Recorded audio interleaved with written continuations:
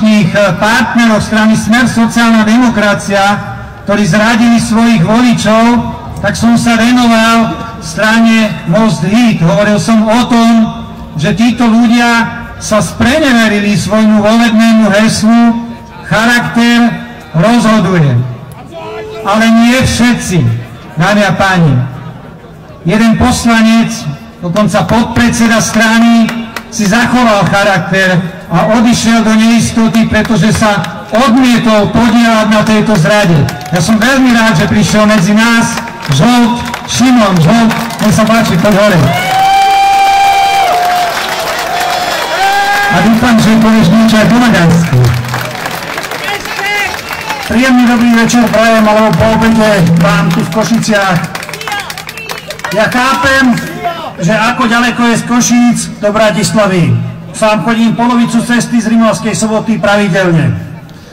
Dámy a páni, chcem sa vám veľmi pekne poďakovať, že ste sem prišli v takom hojnom počte na toto námestie. Vy máte charakter. Nie tí, ktorí vytvorili túto vládu, aby rozkrádali Slovensko. Ďakujem vám.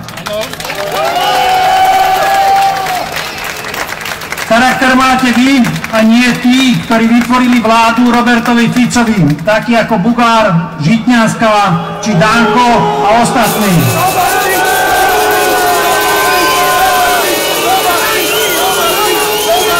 Dámy a páni,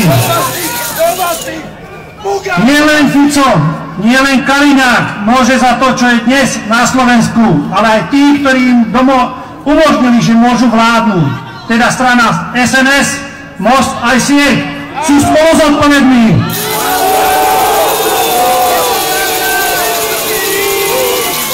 Chcem, aby sme im odkázali, že chceme lepšie Slovensko a my vydržíme a budeme za to bojovať.